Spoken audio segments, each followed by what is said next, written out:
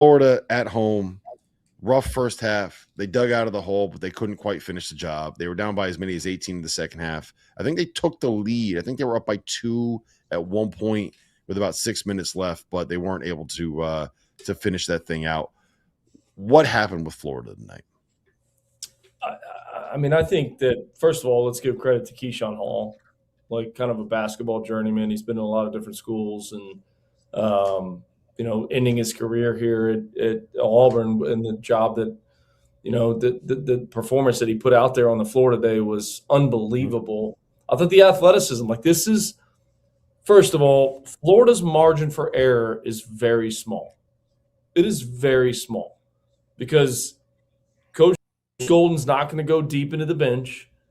And if Condon's not going to play well, which today he was really bad, if Lee's not going to play well, which today he was really bad, and you can tell that Coach Golden benched him.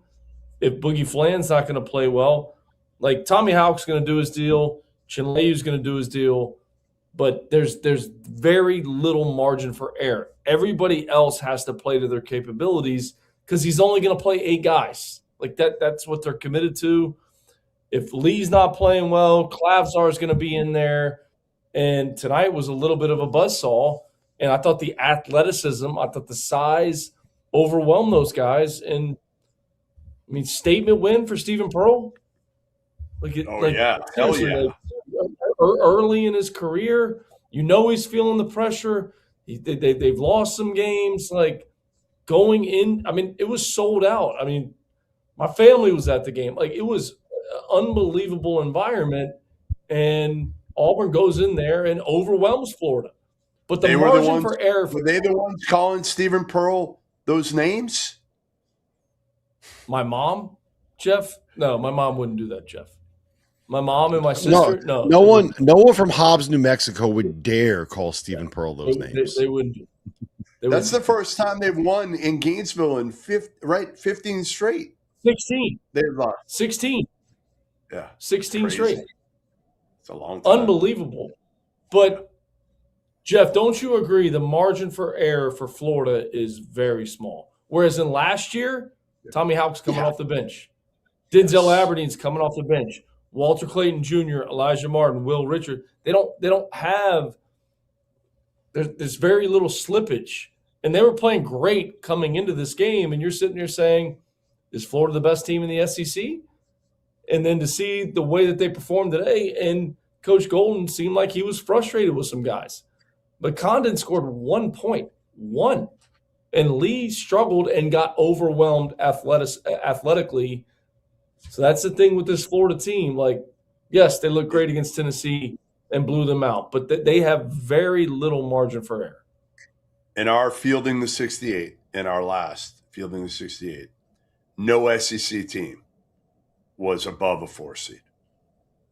There were 3 4 seeds, Alabama, Vandy, and Florida. But none cracked the top 3, which is kind of crazy after last year. But it just shows I still think Alabama has the highest upside out of all of them. I just believe that. Now, again, Arkansas might have the best player in Darius Acuff Jr. I mean, he was fantastic again. In a day of the freshmen, I think Acuff shined, just not quite as bright, but he shined again today. To me, I just, again, I keep going back to it. Alabama's just got that where Florida doesn't have it with their guards. They're so reliant on these 2 guys. If Alabama doesn't get it out of one of their guards, other than Filan, Filan's going to bring it most nights. But some of these other guys, like Houston Millett is awesome. Awesome. He does everything. Like all those 50-50 balls, he moves the ball, he can make a shot, and he's like their 4th best guard. I'm coming around to that idea. The one thing I'll say about Florida is this. When they can get out in transition and they can get on the offensive glass, that's when they are really dangerous, right? But to do that, they have to get stops and they have to be able to get offensive rebounds because they are not going to get a ton in half court against a set defense. That's just not how this team specifically is built. And they didn't get an offensive rebound for the first 13 minutes of this game, right? I'm not sure what they finished with, but they didn't get one for the first 13 minutes of this game. And they couldn't stop Keyshawn Hall because he's just, they don't really have a great matchup for a guy like that defensively.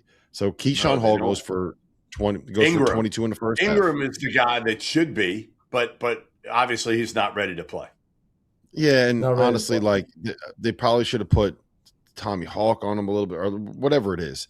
And honestly, they could have put Gary Payton on him, prime Gary Payton. Keyshawn Hall, when he gets going, like he's capable of putting up 20.5. He's a great player, and he got hot. Like sometimes that happens. But Florida, to be able to win, they have to get easy points off of second chances, easy points in transition, and frankly, you can't miss that many free throws, right? So I think that's really what it was.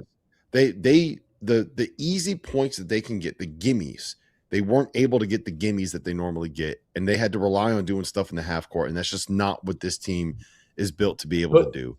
And sometimes Jeff, that's and Rob, I want to bring this up too. When Condon's struggling that bad, and you have a guy like Keyshawn Hall who's going off like that, and I know Coach Golden's committed to playing Tommy Hawk at the 3, but if Condon's not playing well, if Handloggins not going to give them anything, put somebody else in the game, move Hawk to the 4 and play Chinleyu at the 5, and then defensively maybe to slow Keyshawn Hall down. Maybe that would have worked in the game.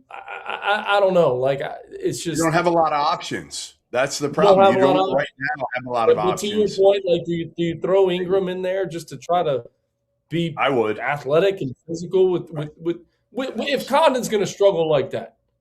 Like Condon can't play that bad and expect Florida to win that high level of a game. It's just. Well, I mean, that's the bottom line. Like we can say whatever we need to. Handloggins not playing well either.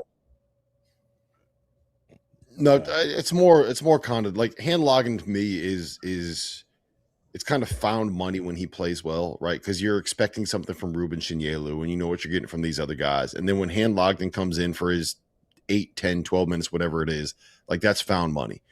But this team is built around the idea that you have a 4-man that is a potential first-round pick.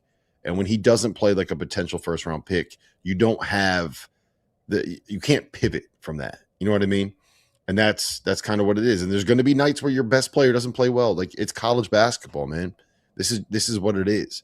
So I'm not going to read too much into it. If they string together a couple of performances like this, then I'll get a little bit more worried. I'll also say there's a reason why Auburn was a preseason top 15 team. This team is talented, man. This team is good, and they showed up tonight to play. And Stephen Pearl got a big, big, big win. And I know Stephen Pearl and Todd Golden are close because of Todd's Auburn roots, right? So I know this one. Is that one that feels good, Stephen Pearl, to get that win because you get it over your buddy? Is it one that hurts a little bit because you're beating your friend? Yes, but it feels good. Yes. No, it feels good for him. And I know they're friends. And I hated competing against Anthony Graham. Wait.